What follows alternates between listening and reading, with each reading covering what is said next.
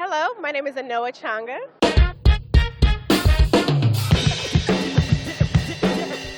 The Way with Anoa.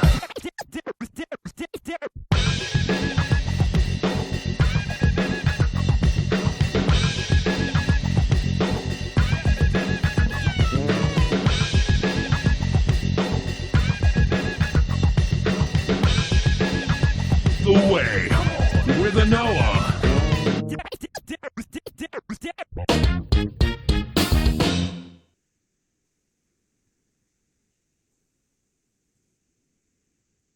Good evening, everyone. Welcome to the August 16th edition of The Way with Anoa. My name is Anoa Changa, and I'm your host, obviously. Thank you so much for joining me this evening. It's gonna pack as much information in here as I can in the next 50 or so minutes. Thank you very much, as always, to the Progressive Army team and the Benjamin Dixon Show. Shout out to Benjamin Dixon, as always, for allowing us to use his platform to spread, good tidings to you all. I got a new Patreon account. Yay! If you feel so moved, please go over to Patreon. Shout out to, I did not, it's been a busy day. So I will definitely drop a special shout out to my 3 new Patreons. I know I'm doing so much, but with your help and support, I can get better equipment and possibly even rent studio space like Ben does to continue to provide you top-notch quality coverage of latest news, political commentary, and more.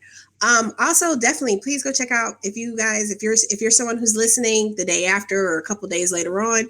I'm on iTunes. I kept saying Player FM, but I'm not. I think our podcast revolution group as a whole is on Player FM, but I am on iTunes, Google Play, and Stitcher.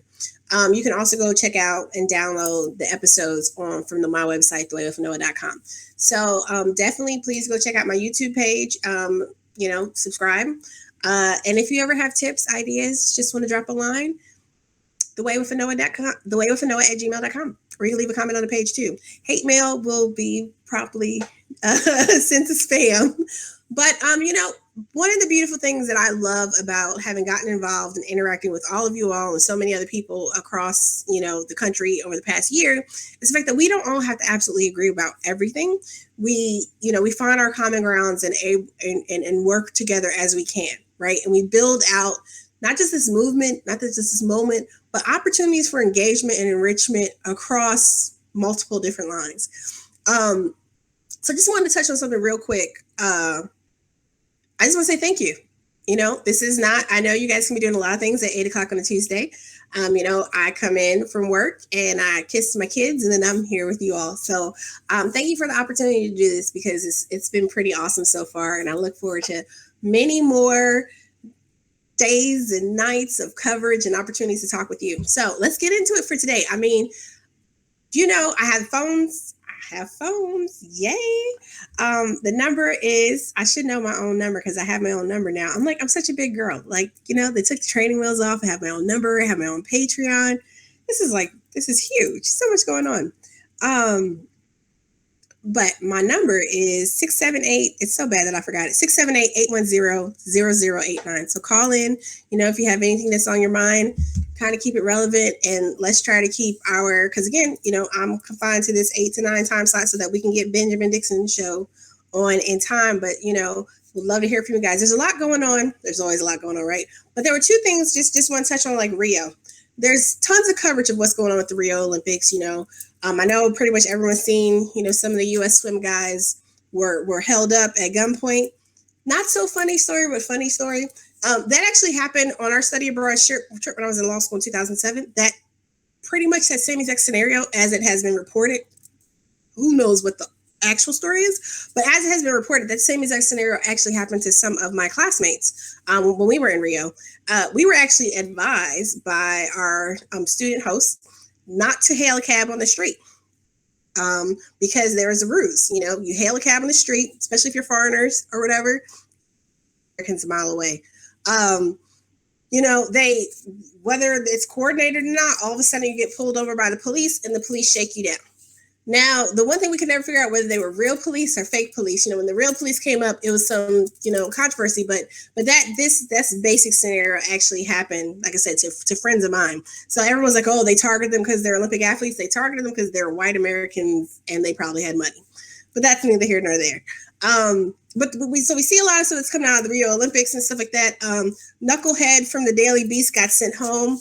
Last week I talked about the Daily Beast piece that was basically tabloid garbage trash, and they've had several other pieces since then that have been similarly garbage trash. But so Nico was sent home.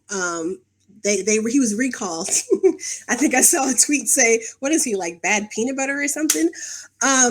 Yeah, so there's been a lot of coverage, but some of the things that I like to highlight, and shout out to Dr. Q, who definitely scours and finds this other great material to share with you. There were two pieces. One was about the upcoming women's 800-meter track and field race, right? Track race. Caster Semenya. Now, some of you, if you, and I remember this case from back like 2008, 2009, around then.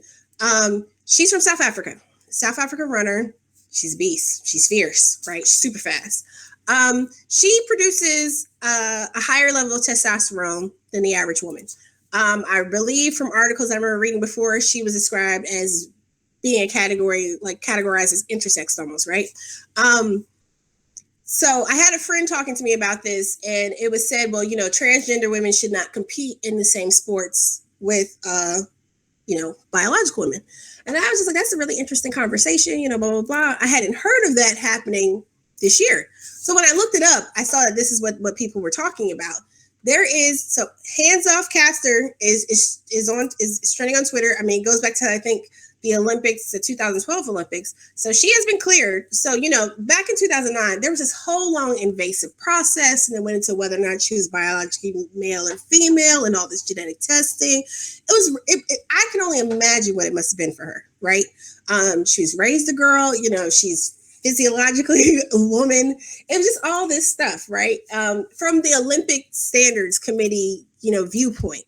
Right, because we're talking about the rules and regulations that permit athletes to compete in whatever divisions, the different, right. So that's we're couching in those terms. I don't know, and I have not actually researched this, but this would be something interesting if any of you have researched this. This would be good. I don't know where they stand specifically on if a transgendered woman were to compete.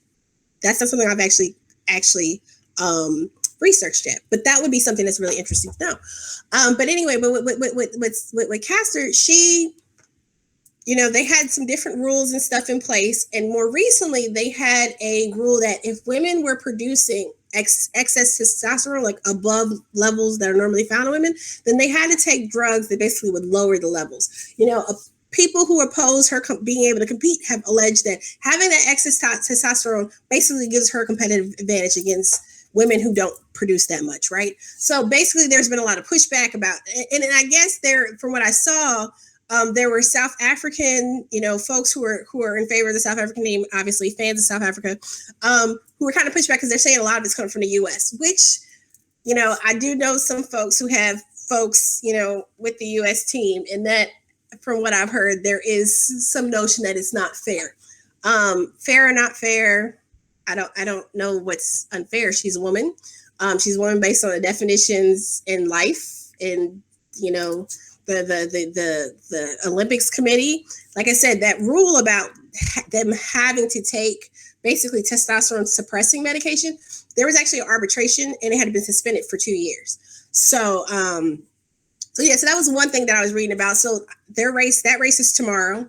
The 800-meter race. So it'll be interesting to see how that plays out. And she's not the only one, but she, I think, is the most famous one because of, what happened in 2009. And she was already cleared and competed in 2012. Why this is an issue again, it's unclear to me. The other case the other article I saw out of Rio, Dave Zirin, if you don't follow him, definitely follow him. Socially conscious. He does a lot of stuff with mostly sports. But he interviewed Rio City Councilman Renato Cinco, and and he's like one of the lead folks involved in organizing in opposition to the Olympics War in the Poor. War in the Poor. Yeah, so when countries, whether it's here in the US or wherever, when they bid for these Olympic, events, they got to build all these villages and all this other stuff. Where do you think that stuff goes? It goes where the poor people live. Or, if there's money that could have been invested in schools, roads, as we've seen issues in Brazil with sewage being dumped into the ocean and stuff, right? Money that could be invested in the country to actually build it up is then siphoned off and shifted to things like this. And there's been, my dad actually was telling me about a piece that he had seen the other day about how people, like average citizens, are complaining about how they're not really seeing the investment come back into the communities from the Olympics. And it's like, duh, why would you? Here when they had the Atlanta Olympics and the Olympics here in Atlanta in 96, they completely decimated Techwood Homes, which was one of the larger public housing projects in the country. It is now, I believe what was the Olympic Village then is now Georgia Tech's dormitory. But, a lot of people were displaced in that process originally. So Mr. Cinco has a long history of activism. Like I said, he's a city council person in Rio. And one of the things he organizes around is legalization of marijuana. So there's a lot more going on than just what we see, on the news and on the kind of, there's a little bit going on. So also kind of going on with the Olympics, Ellen DeGeneres got a little bit of fire and backlash today. When I saw the picture, I personally thought it was funny. There's a whole list of tweets and stuff from people about how we often laugh at things that are racist because we don't understand that we're being oppressed. No, I understand what's racist and what's oppressive, but at the same time, I understand what's funny. The fact that it's that picture. So if you've seen it, there's a picture of Usain Bolt in a race, and he's basically running, way ahead of everybody else, but he has his head turned as if he's posing for the picture. Like he's moving so fast that he had time to pose for the picture, while everybody else next to him is clearly like focused head on, trying to at least come close, right? And so I guess she tweeted out a picture, kind of show like how fast he is, of her on his back. So there are people who tweet out pictures of like old pictures from like slavery and other times where you had white children sitting on the backs of black people, things like that. Yeah, some things are just funny. So she didn't mean to. He retweeted and thought it was funny too. I think sometimes that not everything is like a huge microaggression. Maybe it is. It was funny. Maybe it wasn't politically correct, but it damn sure was funny. I mean, sometimes we just need to lighten up. Like there are a lot of battles we have to fight. I don't know that. Now, I'm not going to say that Ellen is this great liberal, this great champion of all causes. And I got issues with Ellen, got issues with everybody, right? But at the same time, this is not what I'm necessarily going to like go all in about. So that was just, a little bit from the Olympics that's going on. So also tonight, I want to talk a little bit about, we've been having these ongoing conversations. We've been having these ongoing issues and movements and people coming up about, police brutality, police violence. I do have a guest that's going to be coming on in a few minutes, Nicole Westmoreland, who's done a lot of research in this area, and she's going to come on and talk to us for a little bit about that. Just earlier today or yesterday, the city of New York settled with Akai Gurley's family. I believe it was for $4 million. The New York Housing Authority also settled for a smaller amount, and then Peter Lang, the officer who shot him, I think he paid $25,000 out. So that's something else that happened. And we look at these. I have my caller is here. Nicole, how are you? I'm great. How are you? I am wonderful. So as I was just saying, everyone, I am being joined by Nicole Westmoreland. She comes to me highly recommended. Nicole, if you just want to introduce yourself to everyone and then just give us a little brief background on some of the research you've been doing. Okay. Well, first, thank you for having me on the show. It's an honor. Thank you. Thank you so much for being here. I appreciate it. Of course, my name is Nicole Westmoreland. I am currently a third-year law student at Stetson University College of Law located in Tampa, Florida. And I am also a social justice concentration. So I have been doing extensive research on how to implement equality under the law within the criminal justice system. Nice. Okay. Very cool. So you say you're a social justice major. Yes. Focus, concentration. That's pretty awesome. Thank you. What? So with your research, so looking at ways to, bring equality into the criminal justice system. What are some of the areas that you focused on, and maybe what are some of the things that you've found that are areas that need that focus? Maybe the most if you were going to prioritize. Okay, so the first thing that you have to do is identify the problem.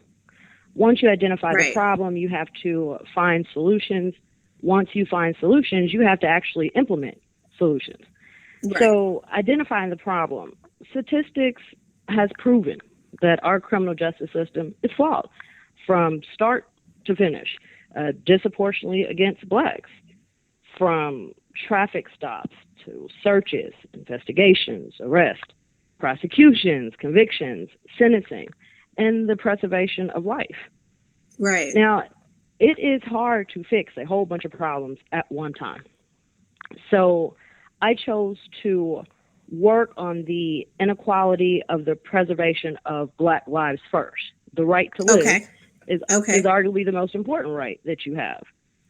So it's headline news, has been headline news for the past few years on police killings of blacks.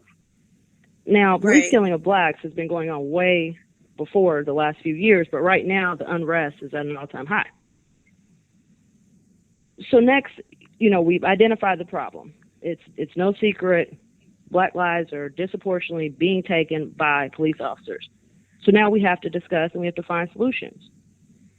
Now, we can tell blacks how to deal better with police. We can tell them to put their hands up higher or be respectful, more respectful. And all of these solutions could arguably be helpful.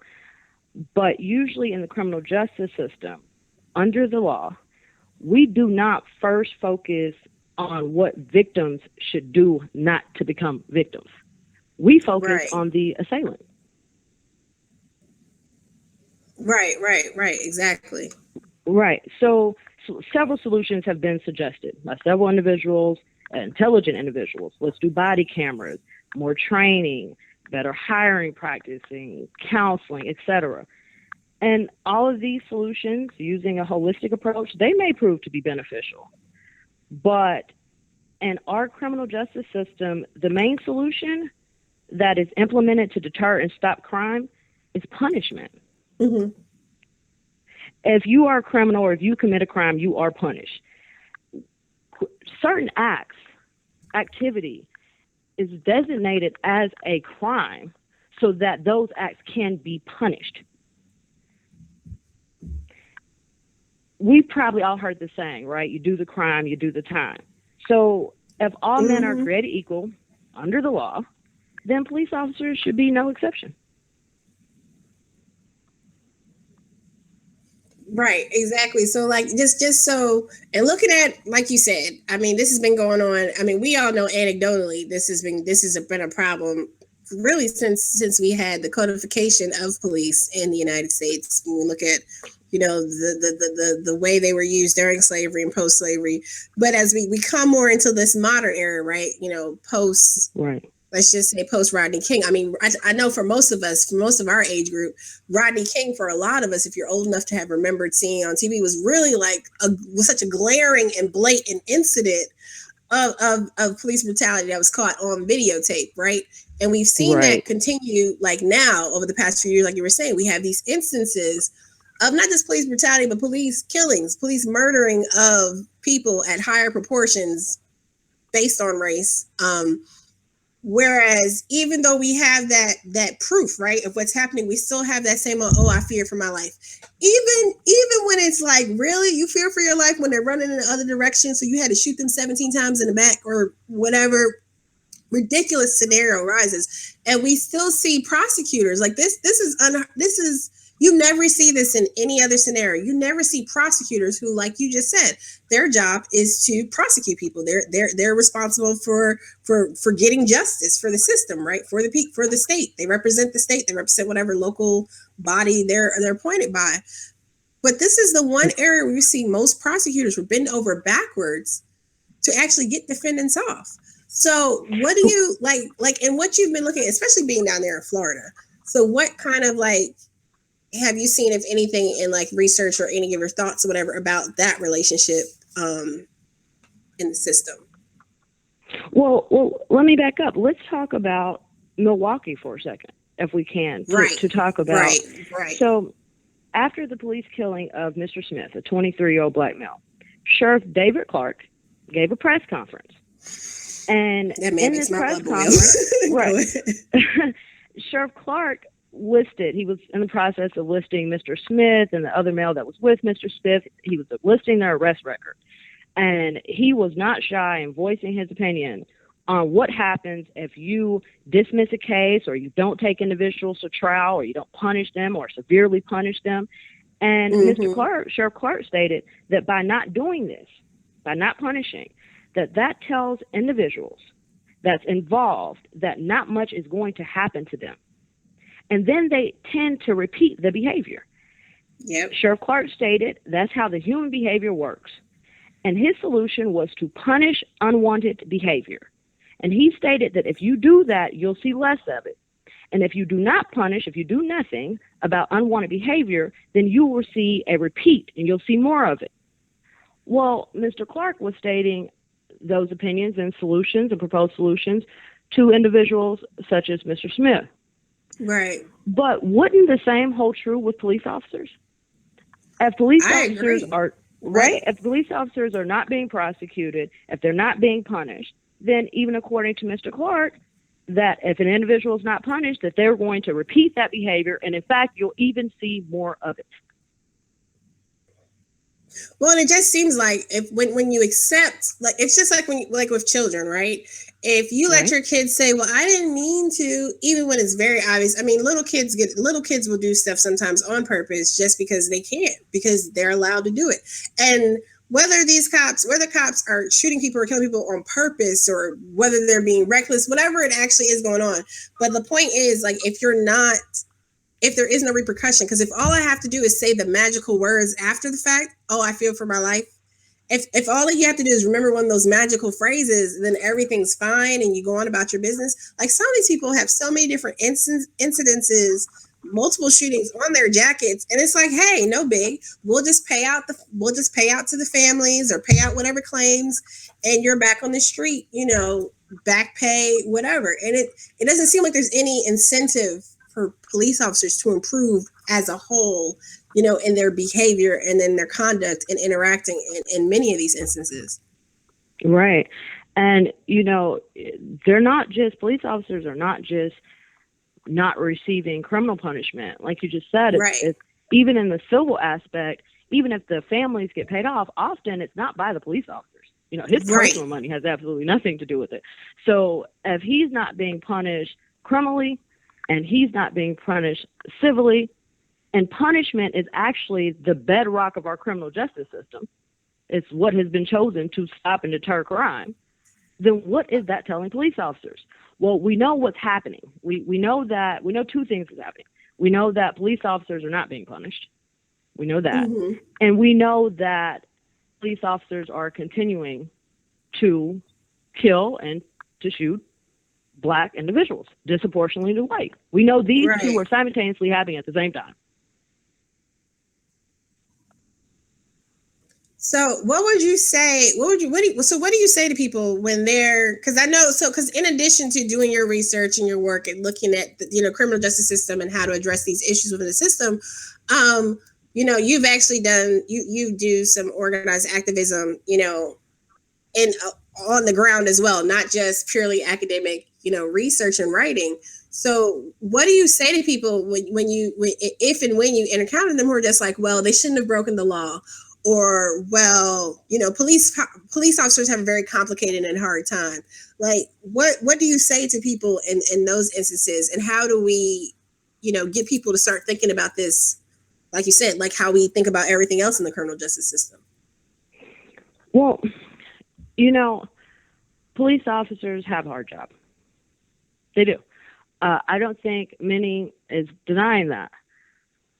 At the same time, is that many individuals have a hard time doing whatever they are doing, like communities of poverty, right?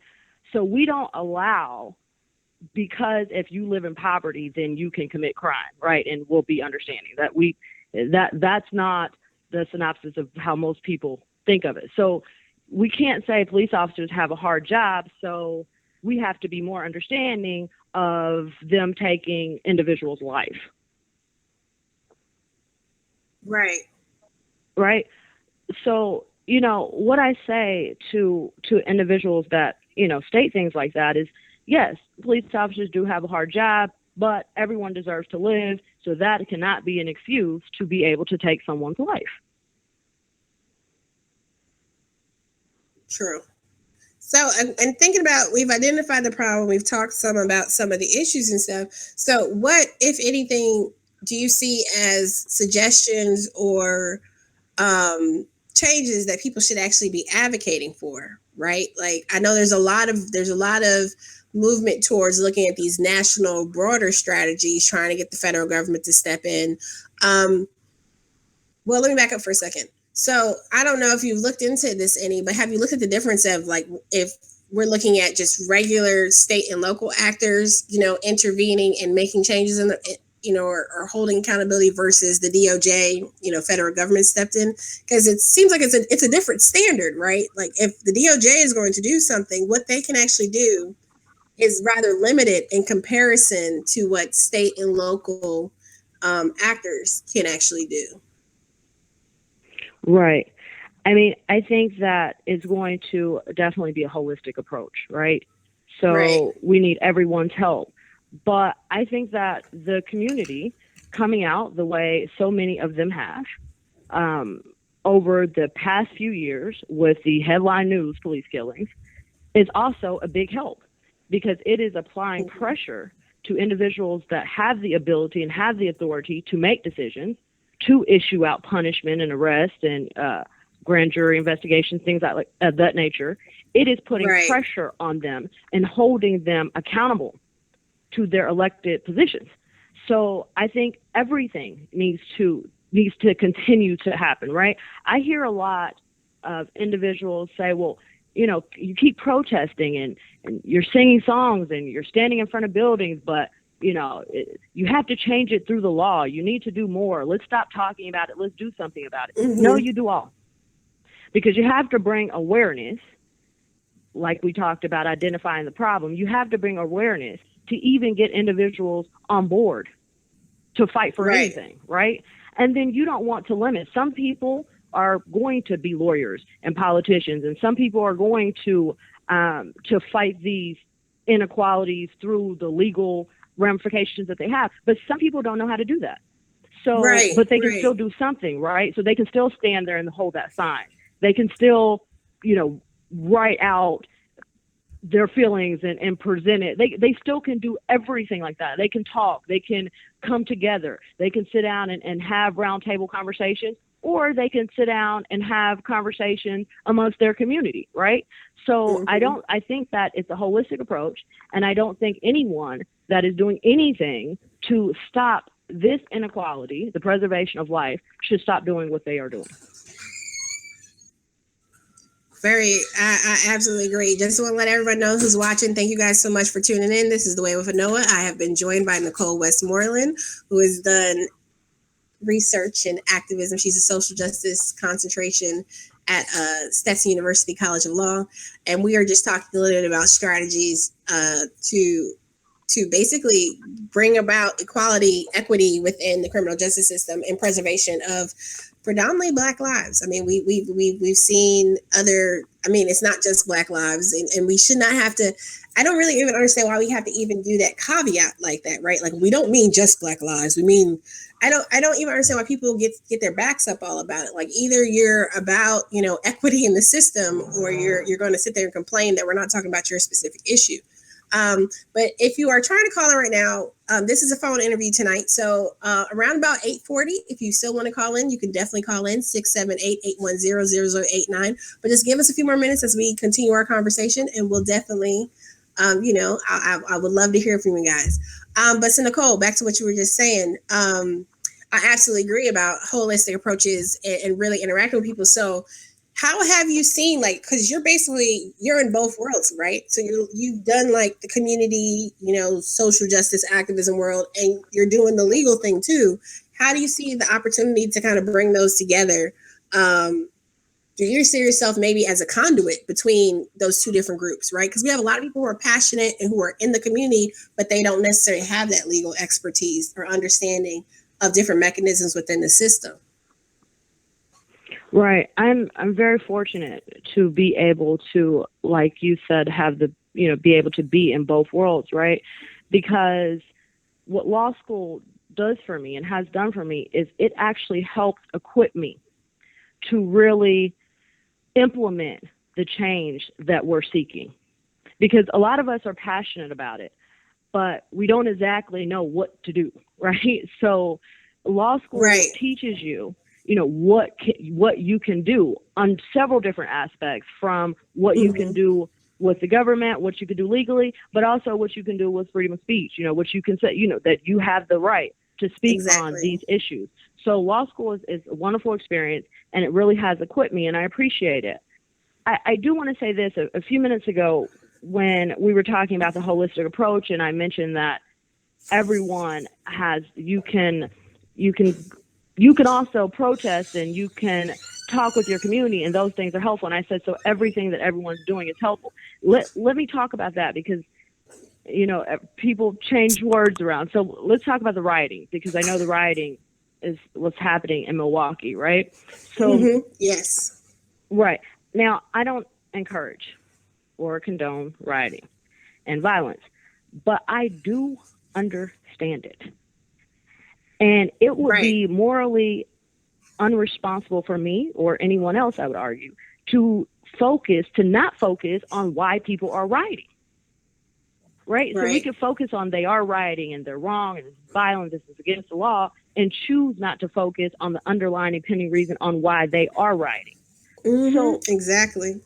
Right. Exactly. So, Very for true. example, I mean, it just there's Brookings. I think it was Brookings Institute report that showed Wisconsin is the most segregated. Oh, not Wisconsin. Milwaukee is the most segregated city in America, followed by Chicago and New York, which are all northern cities. We always talk about the South being a certain way, but three major northern cities have extreme segregation, not just in housing, but of course, housing dictates often where you go to school. Proximity, your proximity to areas of income and employment, if those are even available. I mean, there's so much, when we look at it. So you're absolutely like dead on in terms of we have to dig deep, and it's not just, oh, those people are doing that over there. It's historical context. I mean, Milwaukee has been a democratically held, controlled bastion for like 50 years now.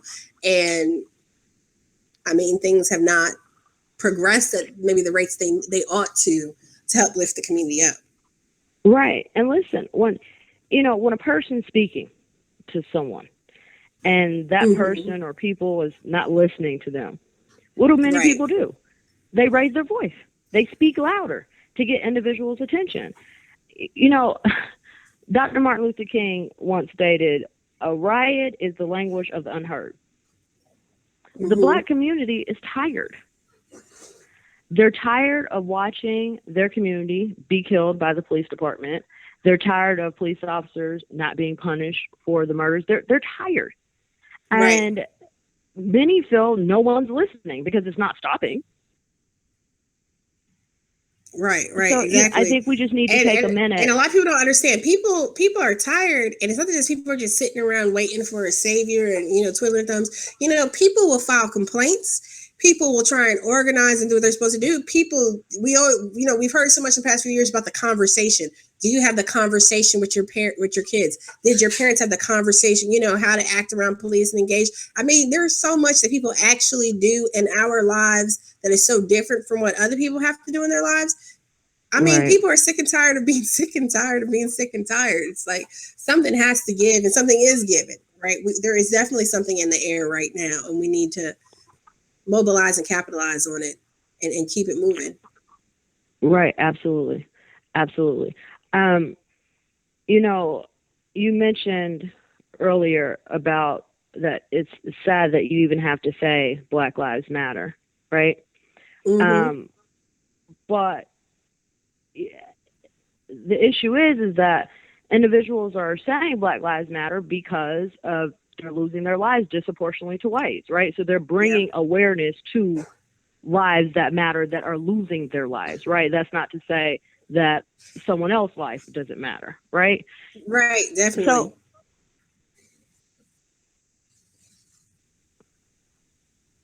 definitely. So tell me, so with your research and stuff, what do you hope to do, and what are the next steps for you? well, so like I mentioned, graduation is around the corner. I'm very happy for that. Awesome. And I'm going to do criminal law. I'm going to do criminal defense law, and I'm also going to do civil rights litigation. Very so good. Mm-hmm. Yes, yep. So I definitely look forward to it, and change happens one person at a time. It definitely does, and we need more social justice warriors like you out there in the field making it happen. Absolutely. Well, Nicole, I appreciate you so much. I hope this is the first of several conversations to come. I'm gonna let some of these antsy people call in now, but I thank you so much for calling in and taking some time to discuss this issue with me, because I mean it helps provide a little bit of context, and we can definitely, I'll definitely have you back on. We can definitely talk some more, and I'd love once you get your first piece published for you to come back on and talk about that as well. Thank you. I appreciate it. I'll speak to you soon. Thank you, Nicole. Appreciate you. Bye-bye. Bye.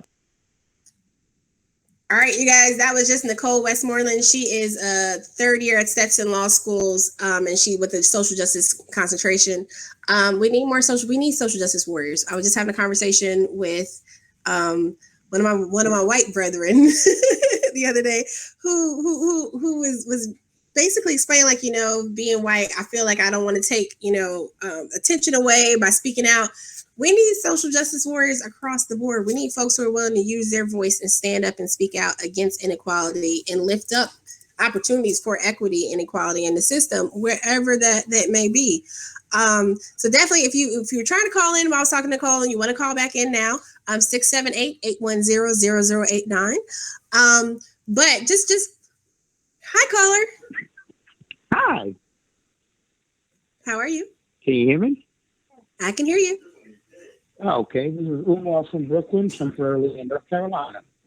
Umar, I'm gonna have to save your number in the call database now. So what's going on? I'm sorry? So I'm about to save your number in the call database. What's going on? Oh no. It's a new number. Okay. Oh, okay. Well, I liked your guest. I like some of the things she has to say. Well, this was her first interview, so she did a good job. Huh?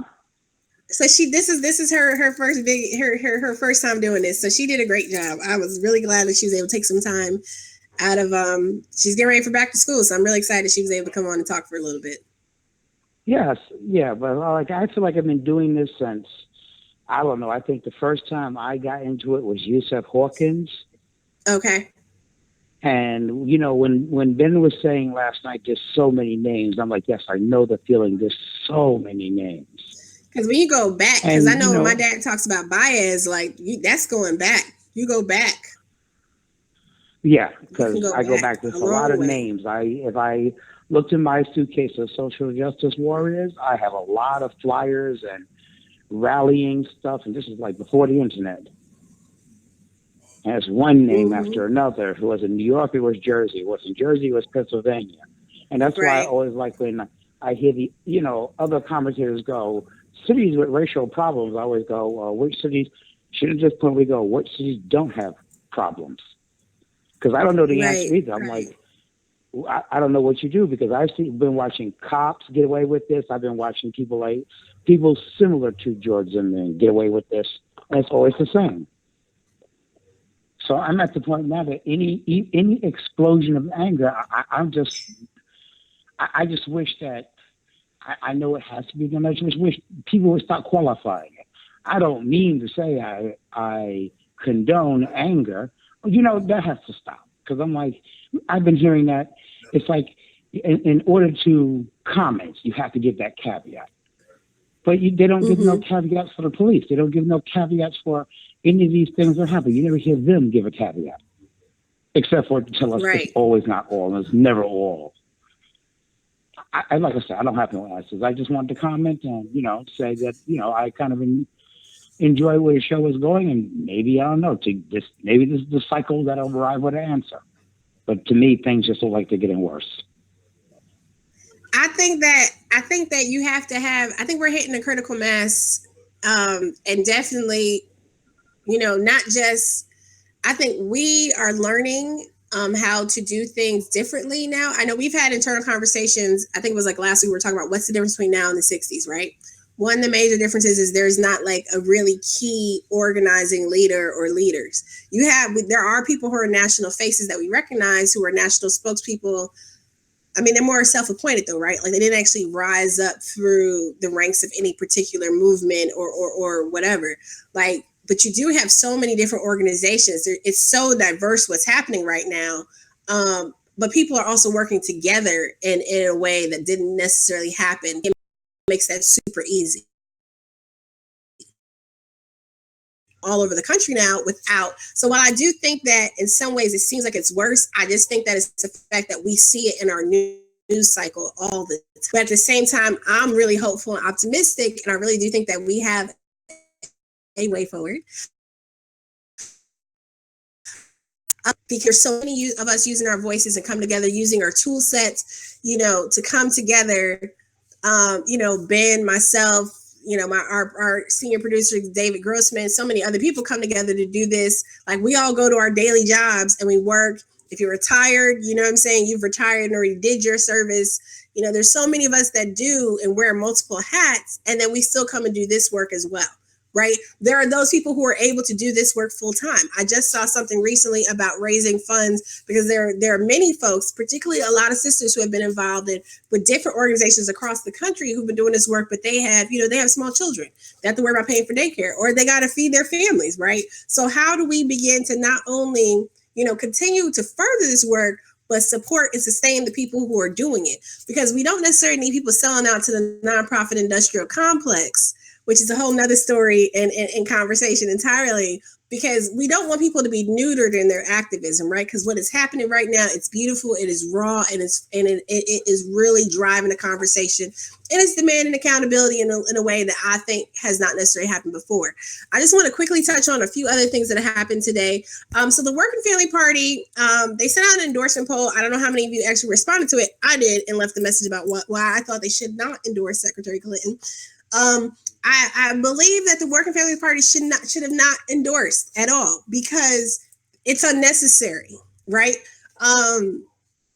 You already endorsed. I understand. Well, that's what happens. And blah blah blah.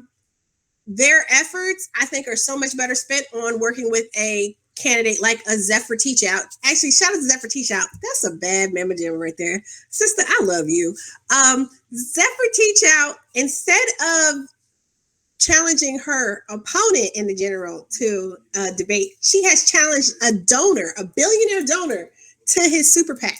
She calls it the billionaire challenge she's taking on. Definitely would love to. I'm following everything that's going on with her campaign and stuff like that. Shout out to Pramila Jayapal out in Washington State, another bad mama jamma out there.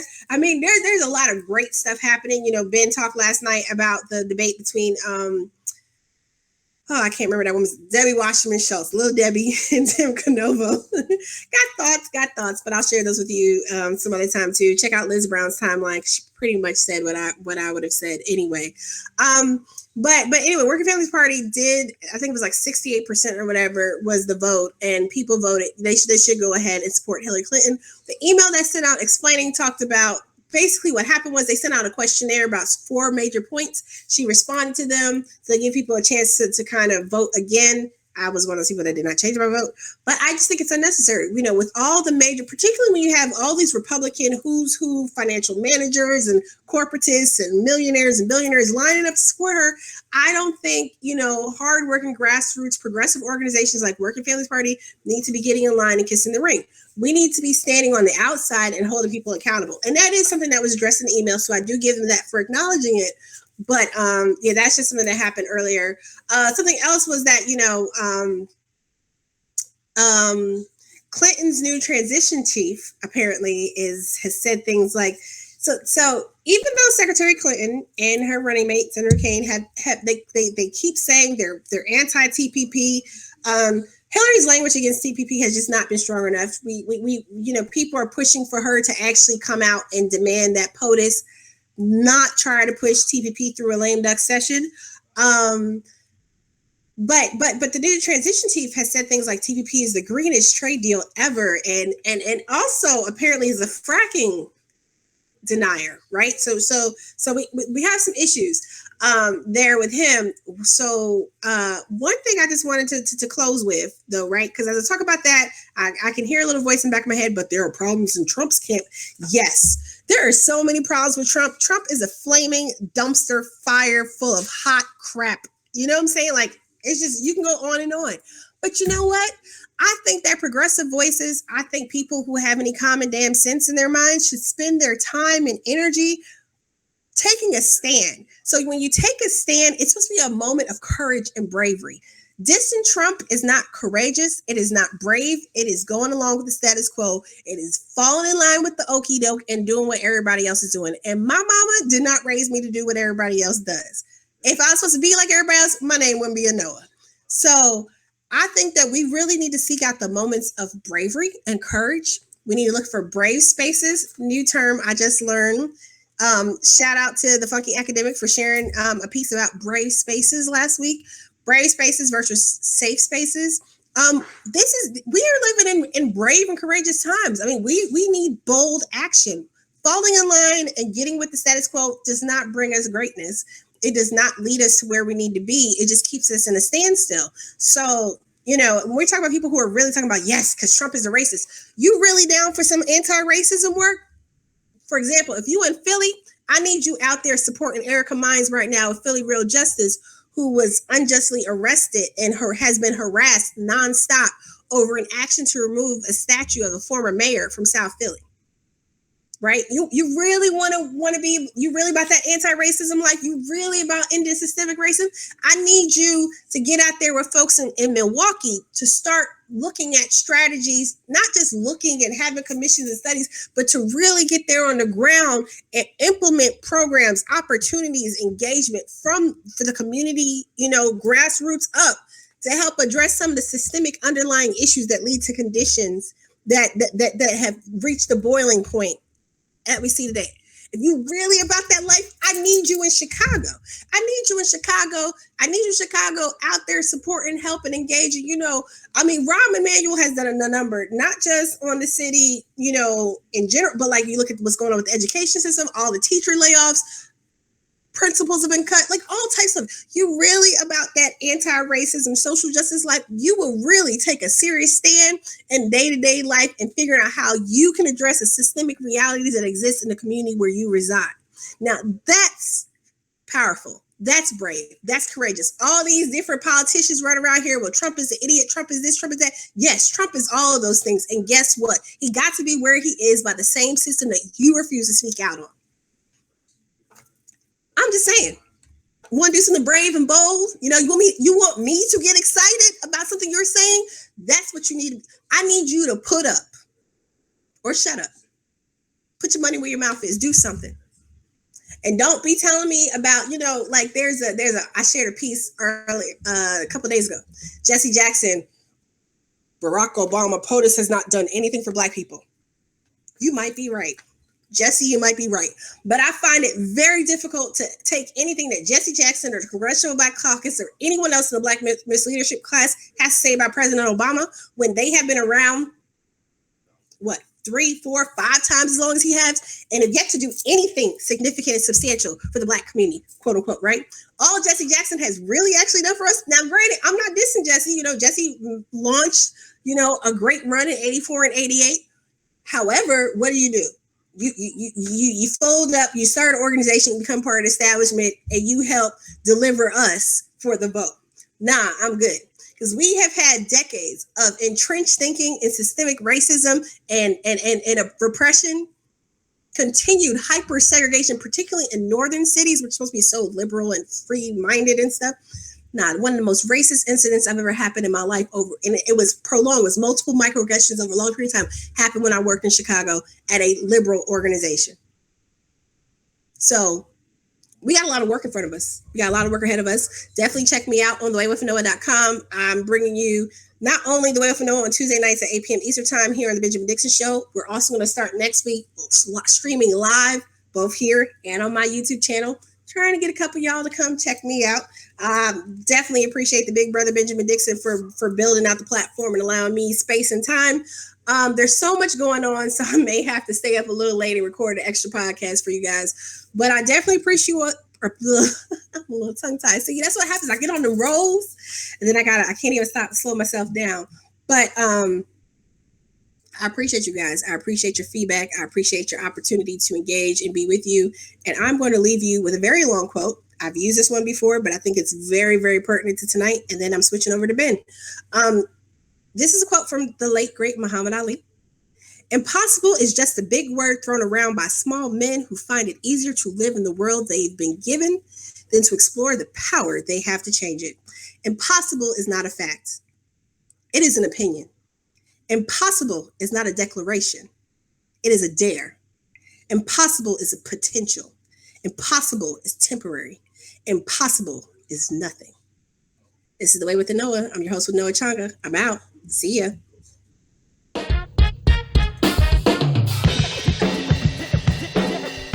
The Way with Anoa.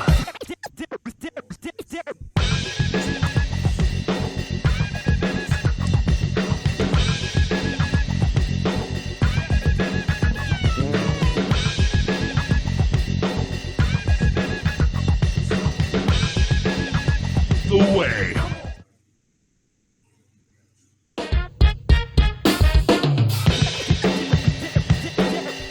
The Way with Anoa.